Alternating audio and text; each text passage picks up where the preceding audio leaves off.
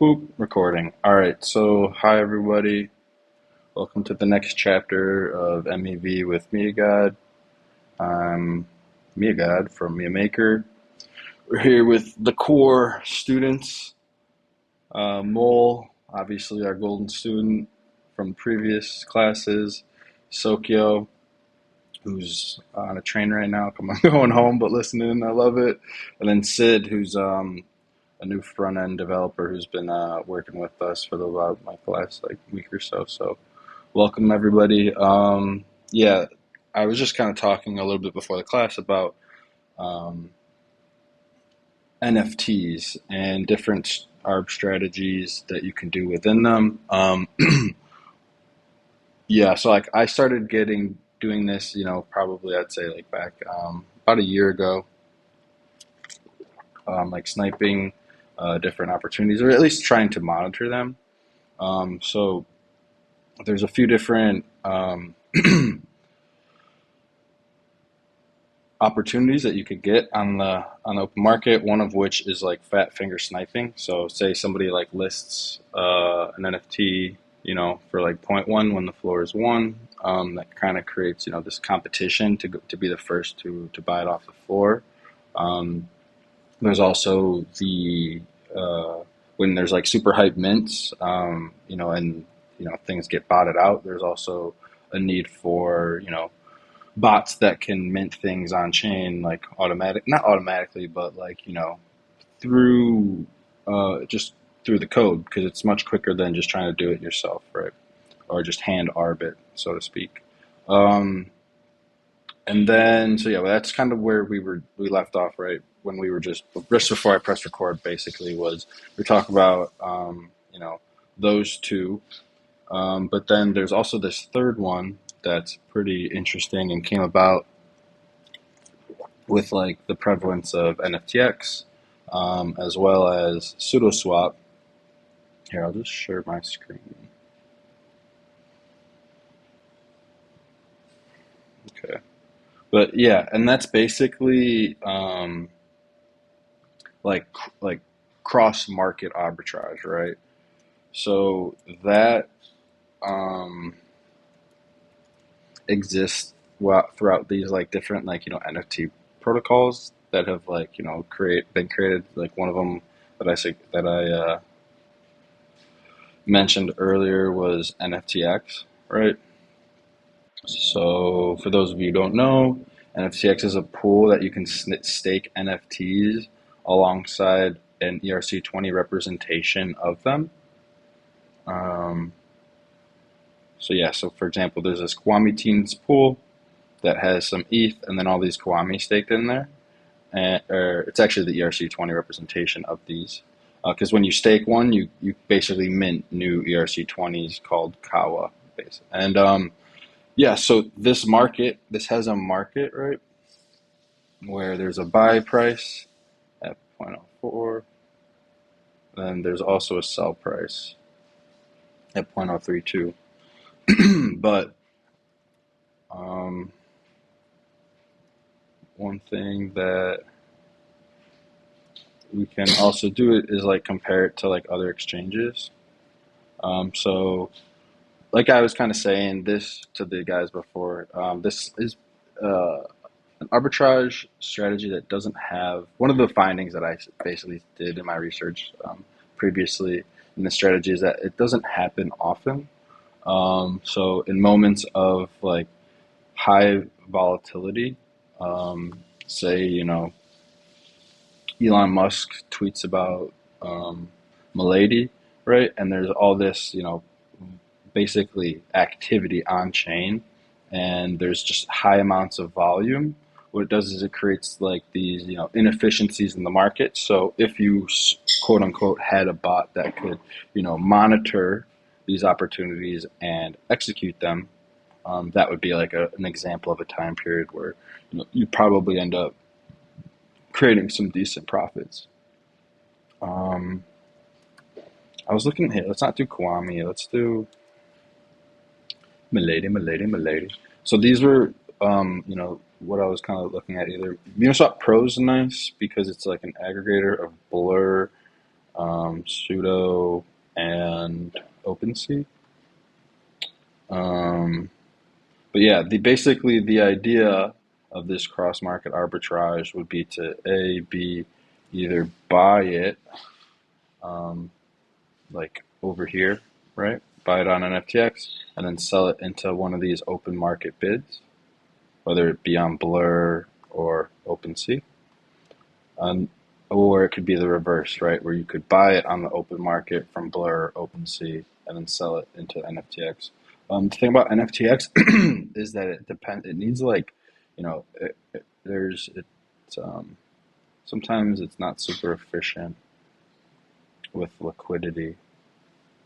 So, for example, you can see there's like a spread of what is that like 0.25? Yeah, that's like pretty so if you were to sell, right, like I was saying, these opportunities don't they are not like regular, they don't happen all the time, they're not just like sitting here waiting. But one thing that you can do is get creative. um, so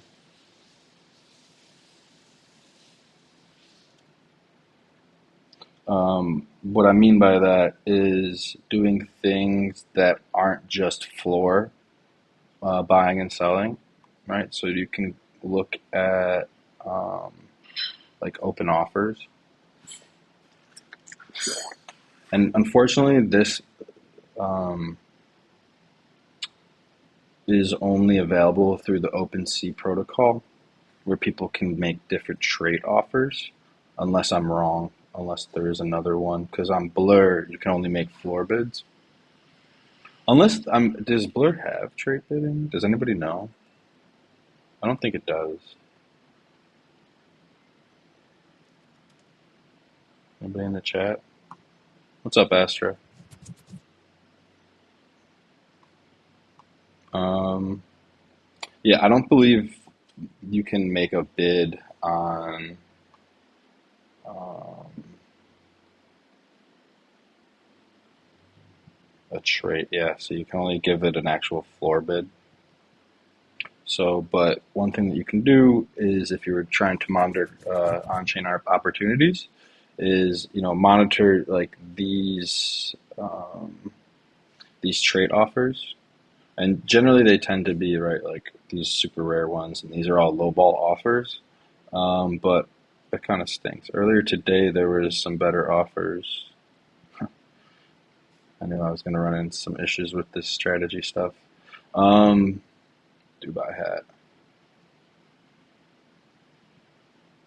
Yeah, so like I said, it's difficult to try to find these, but if you the idea would be to one of the ideas would be to monitor different traits, open offers, and then also monitor the pools, right? So trying to link a trait that's in the NFTX pool to a trait that has an open offer. So that'll most likely happen if it's like somebody floored it in a downturn, and then it's kind of stuck in the pool.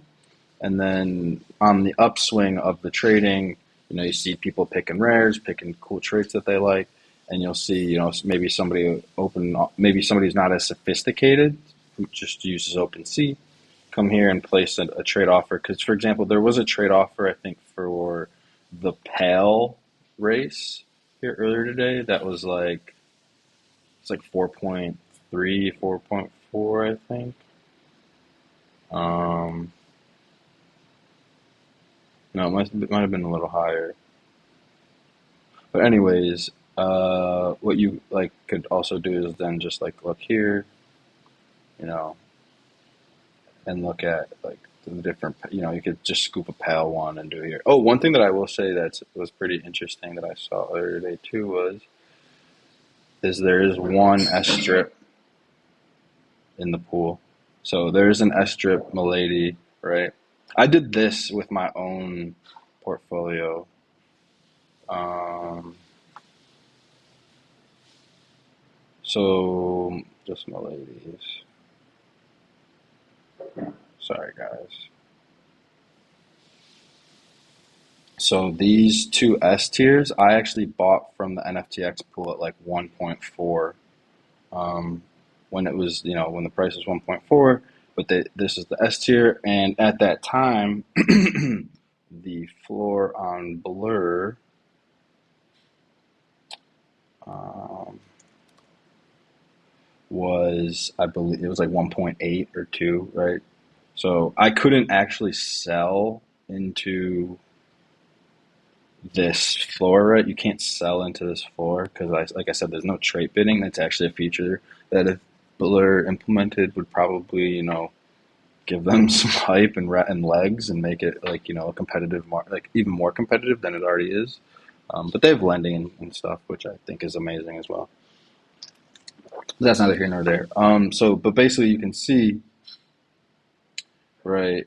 If you were to scoop this, right, it cost you 4.59, but the four is like 4.69, right? So, you know, if there was an open bid on an S tier, um, over here, right, this is just some lame shit. But there were some bids this morning that were available, but like this S tier, like that was like above 4.6, right? So if the S tier bid was, 4.8, you could basically buy here and sell into this bid. Um, so yeah, so those are like the three kind of, I guess, like strategies that I've done, like, research in or have like, looked deeper into. Um, this one I've built a script for,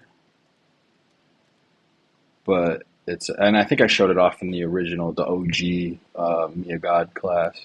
Um, this one never built, and this one it was like monitor was built. One of the difficulties that's kind of interesting that we're running into with Miya Maker is the on-chain buying of NFTs. Um, so if you go, let's see, how can I demonstrate this?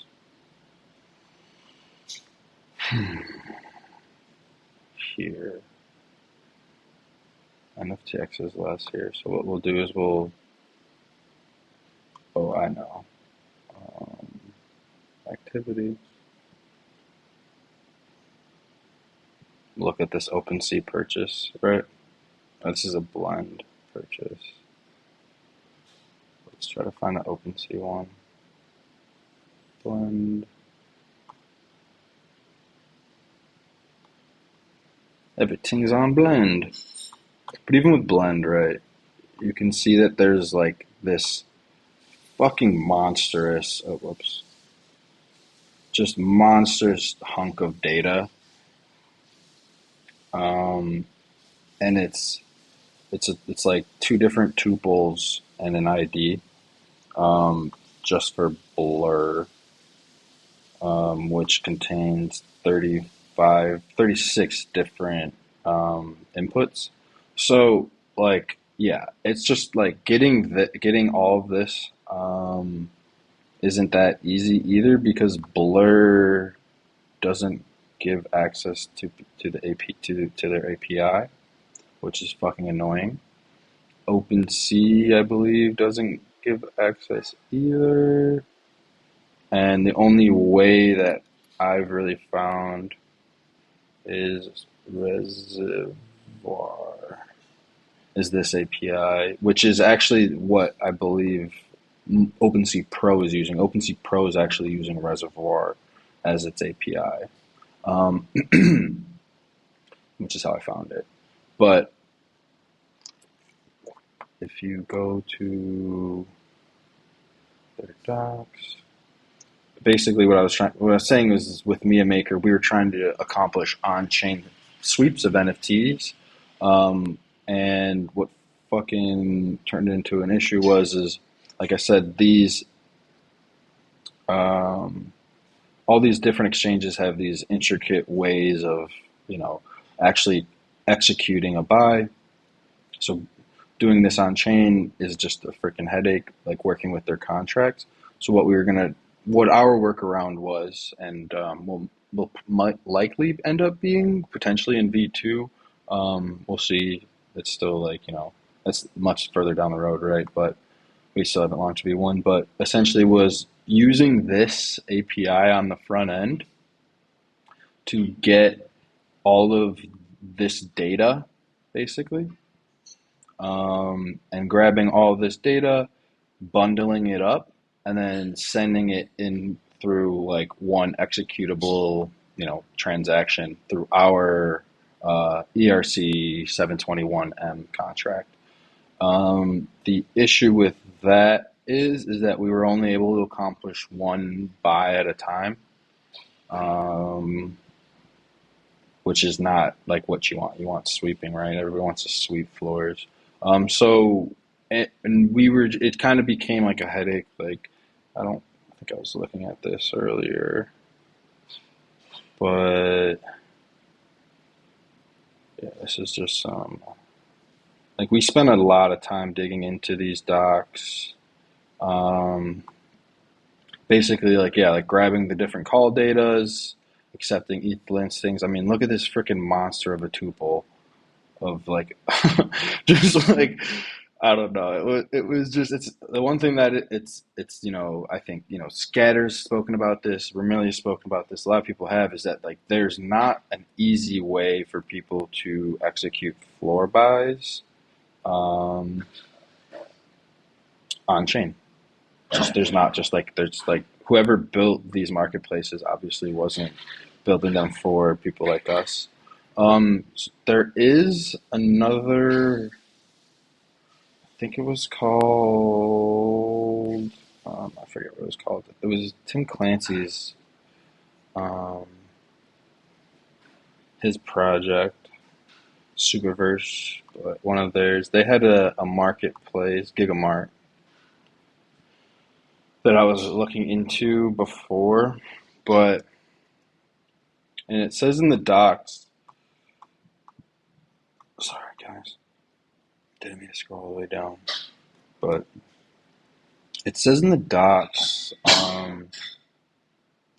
they have like advanced analytics, as views of different like I don't know, like, but their docs only go into how to use it on the front end. They don't really actually share anything about using their smart contracts, um, which kind of sucks.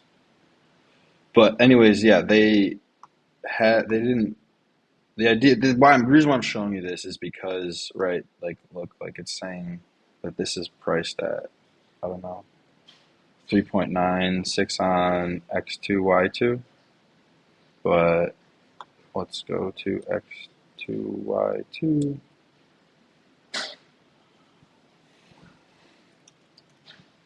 If you go to Milady, the floor is 5.9 ETH. So, right, so there's something wrong with where they're generating the data or gathering the API. Might be lagging or old data.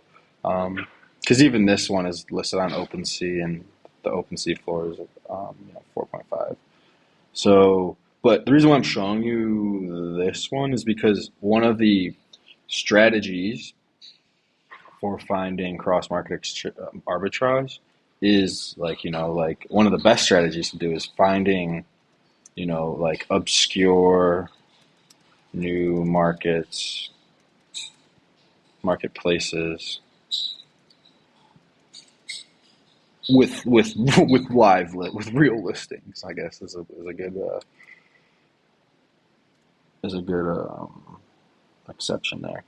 But yeah, so what you would do once you say you found an opportunity, you could just do it yourself, right? You could just execute your transaction, but most likely there's bots who will either snipe it or recognize the opportunity before you. So what the idea would be to do is to set up some sort of monitoring system. And that monitoring system is only as good as the input of the data. So there's kind of two different ways to do it, right? You can either check the chain, which is can be like just like not expensive. It's not like gas wise because reading is it's like it doesn't cost anything. But yeah, you can either check the chain or check people's APIs, right? So like I said, the issue with these and this NFT market is there's only really one standard API that I like like if like we were gonna build something, we basically need to we could probably work with this to get like I said we got this working with Mia Maker or we got close to working on chain. So doing so on chain isn't means it's even easier to do it like just through like a script because all we need to do is gather that executable data, which I'm pretty sure we did at one point.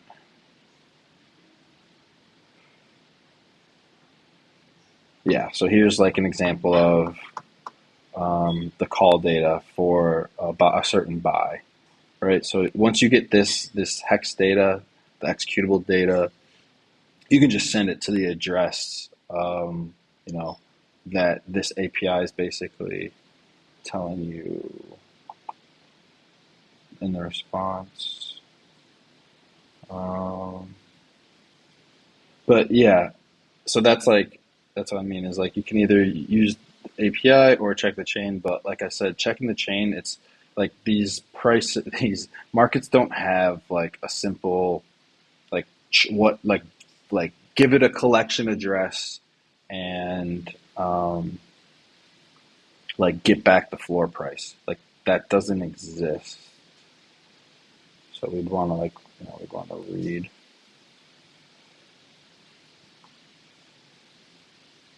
Like right, like there's no like actual collection information that you can extract from these smart contracts with um, without having to do a bunch of you know actual just finding it from elsewhere. Um, but yeah, I think what I'll do is kind of open it up for questions if you guys have any. Um,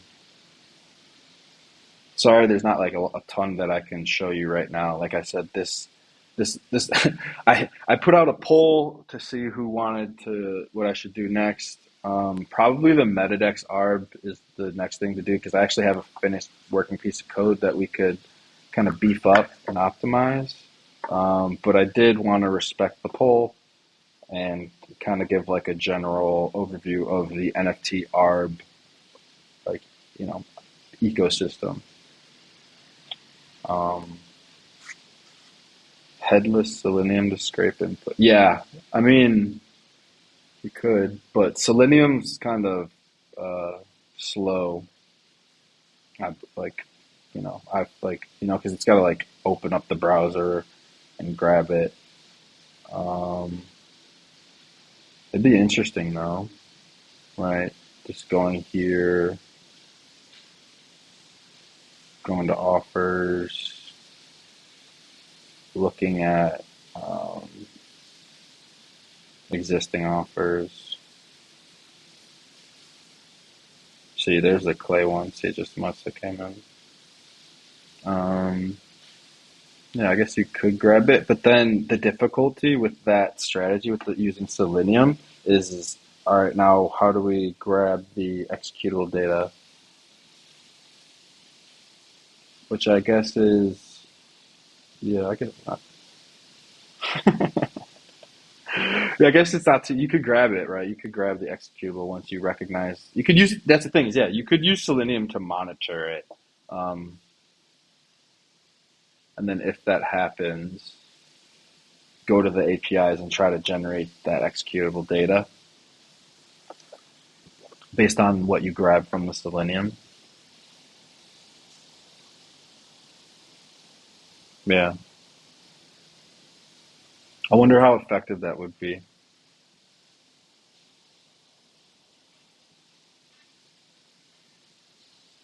Yeah, I know. I've used to like I've used yeah, I've used Selenium in the past, and it's definitely slow because it, like I said, it needs a driver to then open up the browser, um, and then do its thing.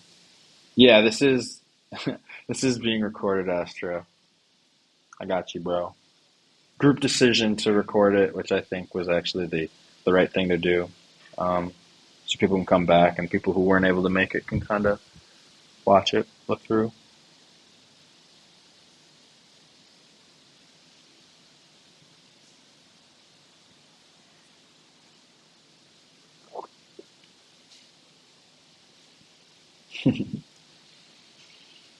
You're good, brother. Also, shout out Spicoli. What's up, Spicoli? Glad you're in here. Um, but yeah, I guess does anybody have any Good to like be in here, buddy. what's up? Sorry, I'm the worst at interrupting. I said it's good to be in here, buddy. I Yeah, hope you're bro. doing well.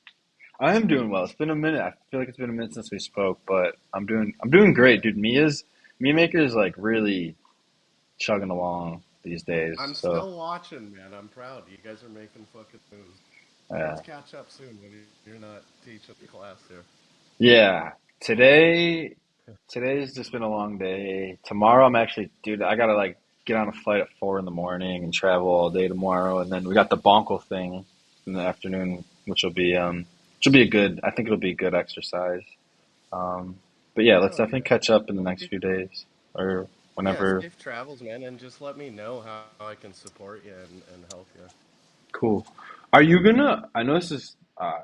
We'll talk after. We'll talk after because I have a few Go ahead. questions.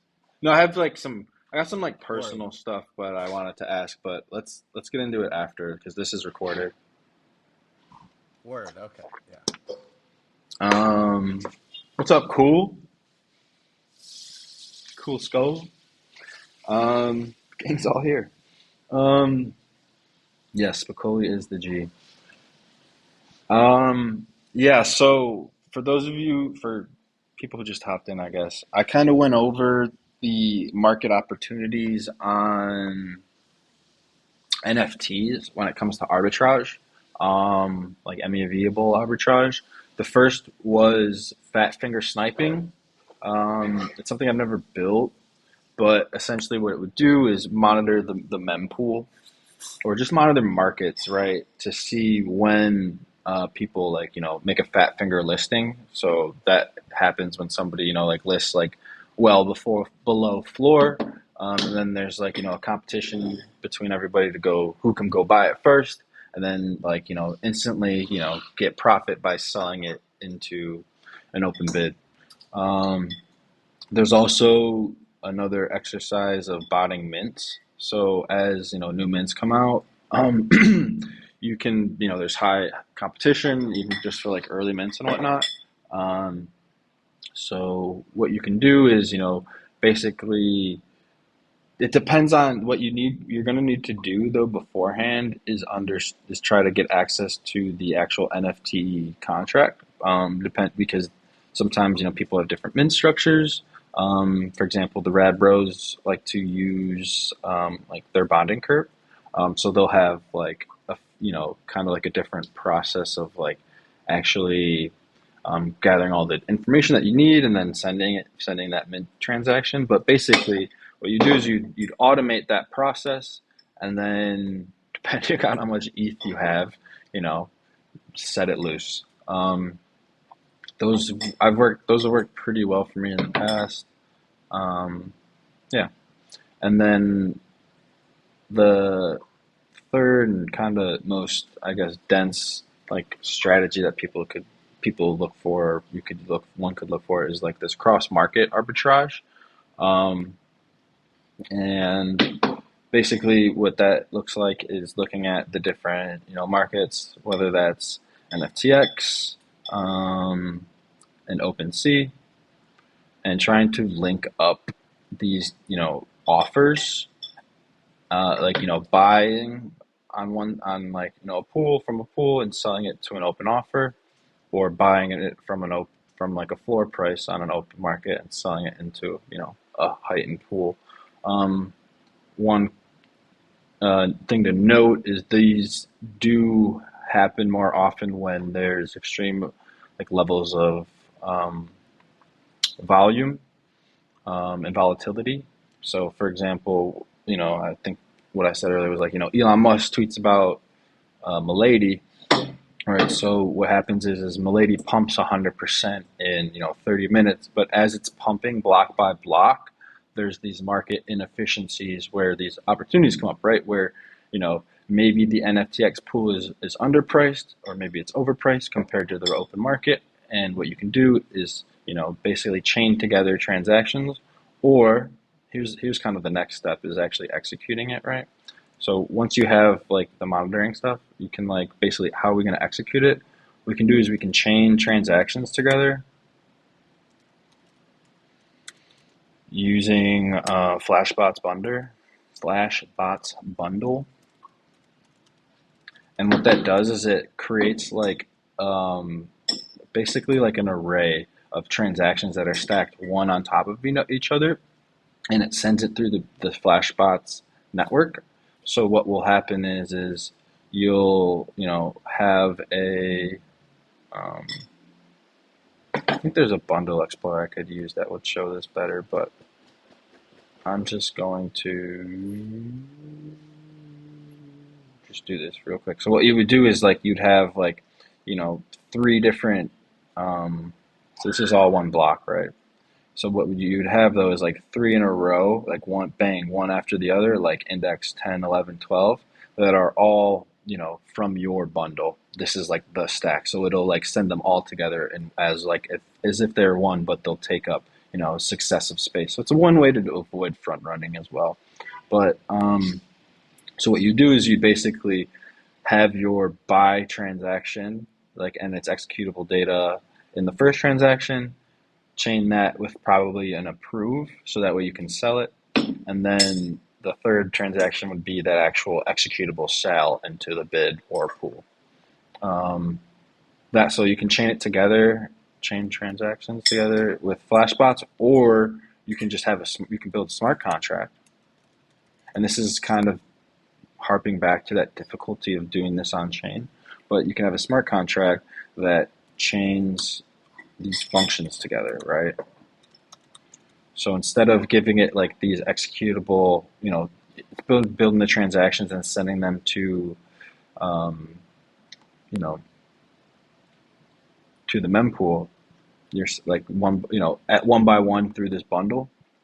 What you could do is build a smart contract that could handle this, right? So it would basically be a smart contract that said, hey, if basically buy over here in the solidity, approve it to sell over here, and then sell it over here. And that's like, basically the two kind of main ways you can capture MEV is, by basically bundling these things. I mean, the third way that like, is the old school way is just hand arbing it. And that's just basically going to the front end and just being like, all right, I'm going to buy it right here, and then go and accept it over here, bada, bada bing. So yeah, so like I said, these opportunities are available to everybody. Like your ability to execute on them really does depend on your ability to build that execution code, because that way you can just be quicker than everybody. But yeah, like kind of I've been saying over and over, these opportunities don't come up often. So what you'd want to do is have something that can monitor it, kind of build out the strategy to execute it, and then probably only use it during peak times of volume, maybe something like that. But what's up, Adami? Yeah, this is kind of the overview of what I spent the last 40 minutes kind of talking about. Um, if anybody has any questions, or Adami, if you missed anything and want to kind of run over it, here's the like just the overview of kind of like what we did. But yeah, kind of I'll leave this open ended for the next few minutes, and then If not, I'll probably just stop recording and then we can hop in just a Q&A and chit chat. But if anybody has any questions regarding the NFT arbitrage markets, speak now, forever hold your peace. Also, if you're one thing that you could also, I think, help because right, because within Mia Maker, we're always constantly trying to look for these opportunities and take advantage of them. I think one way is if you do find like a new market, um, an obscure new market that has actual listings.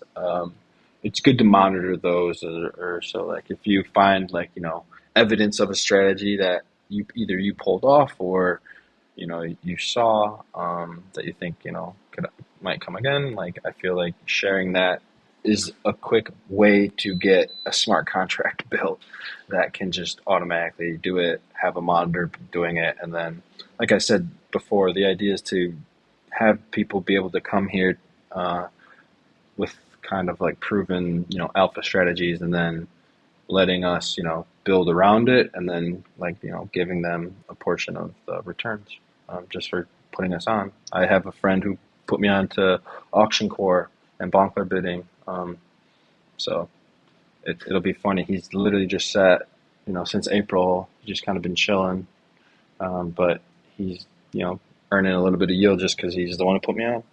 Um, yeah, that kind of goes for any opportunity. But if anybody has any NFT ones, please uh, share or let me know if you have any questions right now. If not, I think I'm gonna sign off. Sorry, I came in kind of late. What exactly is this in NFT arbitrage about for? Like, is it for all NFTs, like just generally, or? Yeah, so it is these are here. So it's fine. I'll just go over these three. These are the three main strategies that I've worked with before. Um, they work with any collection as long as there's open markets for it and there's liquidity. Um, Basically, there's like a fat Oh, finger okay.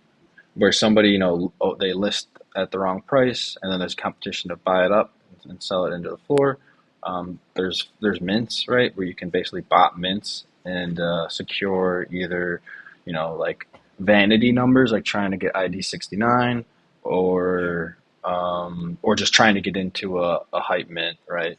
Um, and then there's also cross market arbitrage, which is the one that I ended up spending the most time talking about, but it's also kind of the most intricate where you look at, different pools like NFTX or SudoSwap or any other kind of like, kind of NFTXFi thing, and then look across the open market. So like, across Blur and OpenSea, as well as like Luxor and X2Y2, and then basically try to find like profitable opportunities between those marketplaces, right? So either buying it from a pool and selling it into the open market, or buying it on the open Mhm. market and selling it into a pool. Um, You said you've never built the Fat Finger Sniper bot, right? the sniper bot, no, I've built those before. Okay. The Because I've one, th- been wanting yeah. really bad, especially during like checks bull. Like there were so many fucking Fat Fingers on so many collections, So and the fat finger one, monitoring it is like I said, like you gotta either monitor the exchanges, but monitoring the mempool. This one really comes down to like mempool monitoring, which is a whole other kind of game unto itself. But yeah, did you show an example of all of these? not really. I haven't like the bot. This one I could show, but it's really not much, and it's really just like about the botting mints. What you really need is access to the ERC 721 smart contract that you're trying to mint from, because sometimes mint functions don't. Not all mint functions work the same, so you'll need to understand how this one's minting to be able to bot it. But once you have that, you can chain together executions to mint as much as you want. But the cross chain arbitrage is, like I said, it's a little more sophisticated, but it tends to be more. I mean, this one you need a hype thing. This one you just need somebody to be dumb. This one is like you kind of just need you kind of just need market dynamic to take place. So, like I said, like high volatility, um, Hmm. time periods. Like this is when uh, this type of arbitrage will be available. So, like, there's a basic structure to, I'd say, like building these scripts. You know, it's monitor, execute. I guess we can put in analyze. Right. So the idea is you gotta be looking at either on chain or APIs or just market information. You gotta be analyzing it and just constantly checking, is this profitable? Is this profitable? Is this profitable? And then having that ability to execute it once you find a profitable um, strategy. This is just like the basic steps to building I'd say like a bot. How would you build a reliable monitor? Because I feel like that's the hardest part. Yeah, I went into that earlier in the recording, but basically what I was showing was,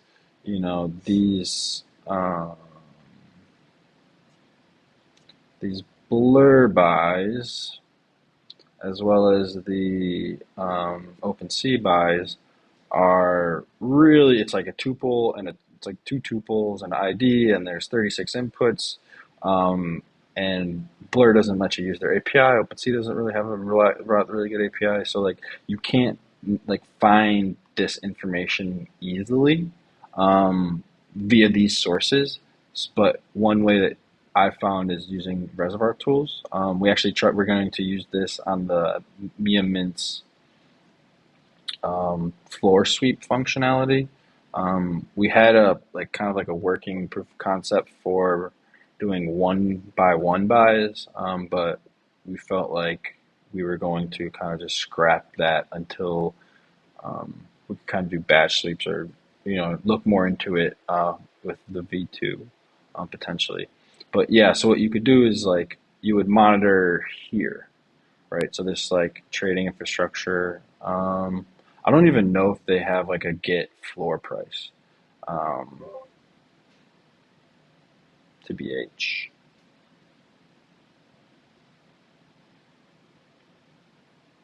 like token prices. Floor. All right, so they do have floor prices. Collection contract. Price of every token in the collection that is currently on sale. So yeah, so This is you could, Reservoir. yeah, this is Reservoir API. So what you could do is like use these, put in the collections that you want, query them, check these ones for the open market, right? But they'll Reservoir, I'm pretty sure will return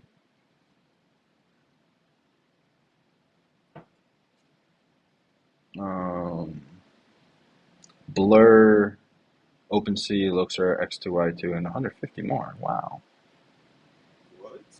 150 NFT marketplaces. Holy You said shit! 150? I didn't know there were 150 live. I wonder how Maybe it's many of like them. a I wonder how many of them have yeah. volume. Yeah, but basically, yeah, they might just be like other APIs or whatever. But yeah, you can basically query here and then, query other places like NFTX or SudoSwap.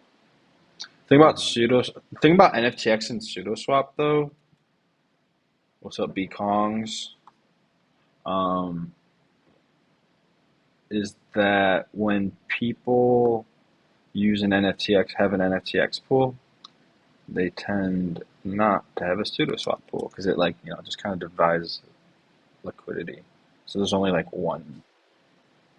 Could I buy this for 3.3? No, it's got to be a bum listing. Yeah.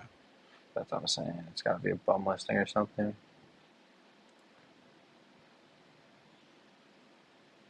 Be kind of cool if we could buy it for 3.3. Isn't it 4.3 right now on OpenSea? Yeah, I could sell it into right here NFTX pool for 4.36. Or what's Blur? 4.4? Oh no, that's 4.32. So yeah, that's an Okay. E. That's it. So like that's what I mean is like if this was a real thing, I don't think this is a real thing. It's not really gonna bother. Um, but if it was, Lady number one. yeah. Um, what's up, Keys? But What's up, yeah, so Josh? I'm just kind of wrapping up. You're kind of hopping in. I don't really want to go over it for the fourth time, but we're about to hop in. I think a Q&A session afterwards, and I'm gonna stop recording just so that we can kind of talk freely. But does anybody have any final questions about this stuff?